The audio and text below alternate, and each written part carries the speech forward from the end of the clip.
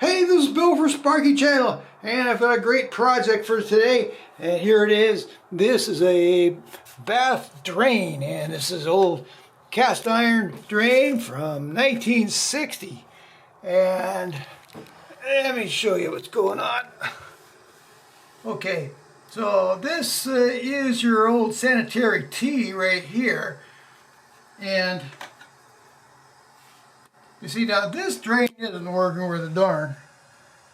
It's been in service since 1960. This is where it goes into the slab. See now, if you're working on a raised foundation on something like this, you're in a lot better shape. Poor guys like me have to work on houses that are built on a slab. This right here is the vent. This is an old galvanized pipe right here, and it goes into the cast iron. And I'm going to need to cut it right here. Try and make a nice straight cut.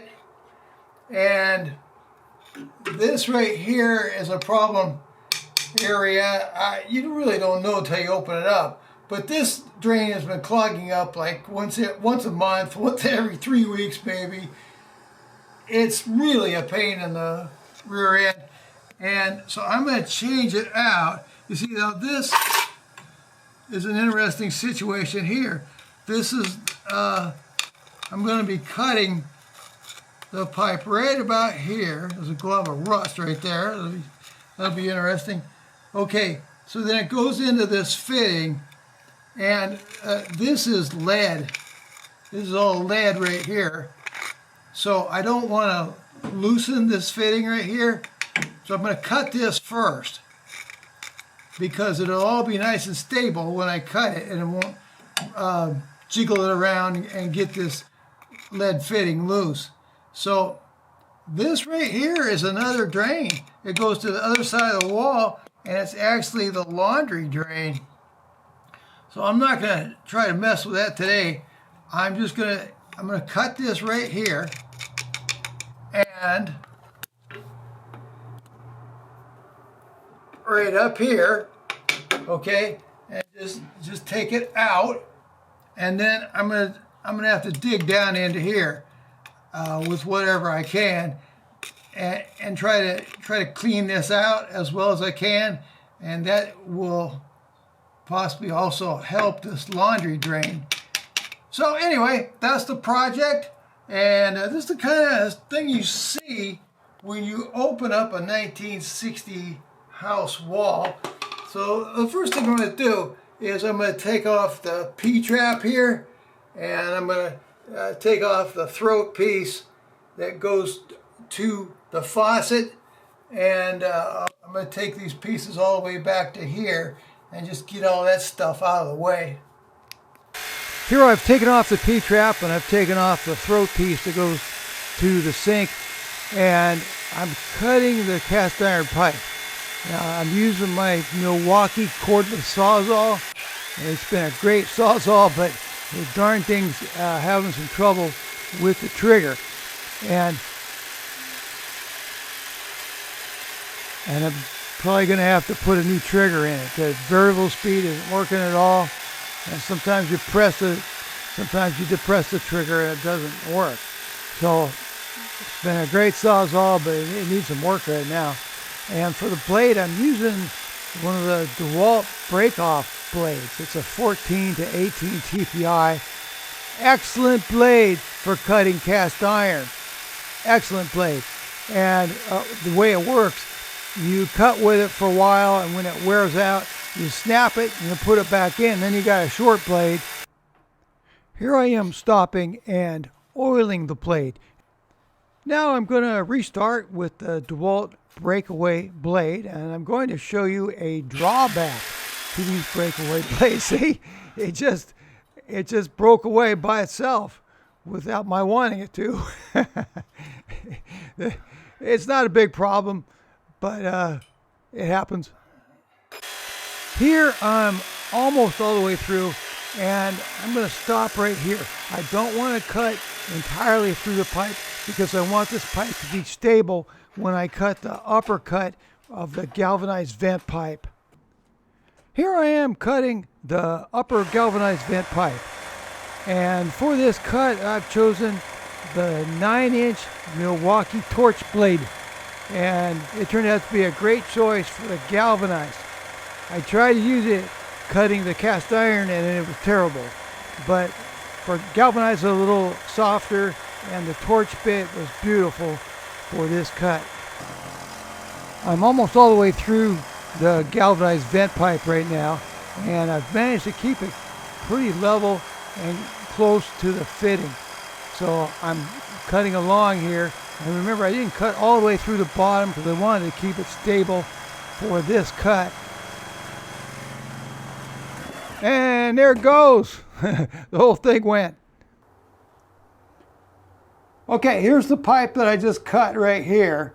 It has some opening left, but not very much. And here's the other part of it. Now that looks completely blocked off, but I'm sure it wasn't, because it must have had an opening because the water was going down a little bit. I think that when I cut everything, the loose stuff from inside of this pipe filled up this. So I'm really going to have to clean this out right here. Get a good look at it. See, it's just full of crud. And the vent looks fine. I got the cut fairly straight down here. That one was crooked. But I can use the no-hub couplers to fix that. That's what the pipe looks like. And you can see why, you know, there's problems in 1960 houses or 1950 houses or 40 houses or something like that. And this stuff, it's pretty solid. It does come off if you work at it, but it's minerals. It's fairly solid. So my next project will be working at getting all this stuff out of here. And I'll be using all kinds of different tools, screwdrivers and drywall saws and vacuums and all kinds of stuff. So that's what I'm going to do next. Okay, here's the pipe here. You can see this is very hard mineral deposits on the edges of this. I got all the soft stuff out with my vacuum, but it's really got some problems.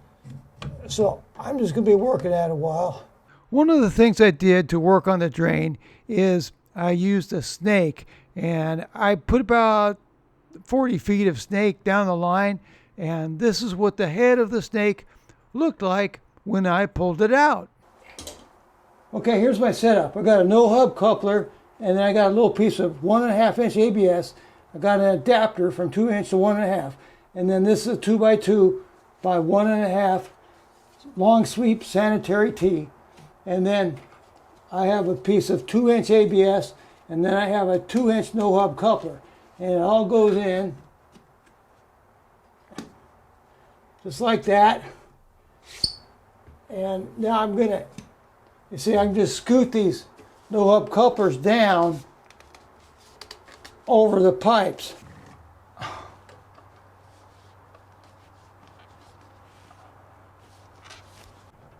Here I'm using a rigid no-hub soil pipe torque wrench, which clicks and stops when you get to 80 inch-pounds.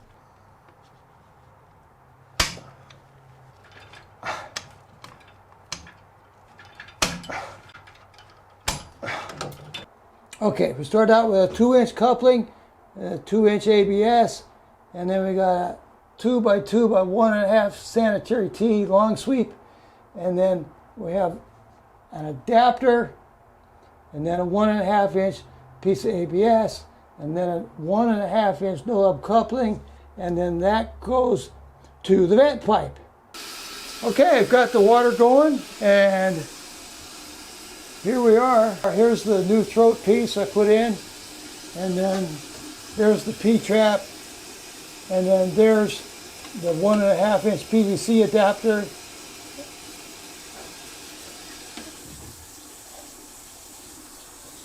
And there are no leaks. Here's the pipe that I cut out. And the amazing thing was that when I tried to look through it like a telescope, I could not see daylight from one end to the other. So if you have a 40s or a 50s or a 60s house and you're constantly having to do stuff like using drain kings or whatever to try and get your drain open, the real solution is going to be just cutting out the pipe. Another lesson from this, if you look at this pipe, is that there's not much of a curve going into the drain pipe down below. And if you look at the new one, you can see I chose a long sweep, and that makes it so much easier to get a snake into the pipe and get it going down into the actual drain. Another good point is that it's going to differ where you live as far as how hard your water is. If you live someplace like Southern California, like I do, where there's really hard water, this process of mineralization of your cast iron pipes is going to be considerably faster. If you're interested in doing this project for your home or as a contractor for someone else's home, I'll give you a little rundown on the various tools and blades that I used. The Milwaukee Sawzall, that's a good tool, but my trigger failed on me. So you can make your own judgments on that. I have to fix my tool now. For the blades, those DeWalt blades worked really good. There's a 14 to 18 TPI. Those are good ones to cut the cast iron. The Milwaukee 14 TPI, that's teeth per inch, torch blades are terrible for cutting the cast iron, but they work beautifully for cutting the galvanized. The rigid tightening tool I would really recommend because it keeps you from under tightening or over tightening the no-hub couplers. That's a really good tool. If you don't have it, you just do it by hand, try and get it right about 80 inch-pounds. Also, I use the DeWalt 12-volt max reciprocating saw. It's a really handy one-handed saw, and I cut the ABS to length with it. And that's a really nice saw. Very handy. Recommended. And I hope this was helpful. Thanks so much.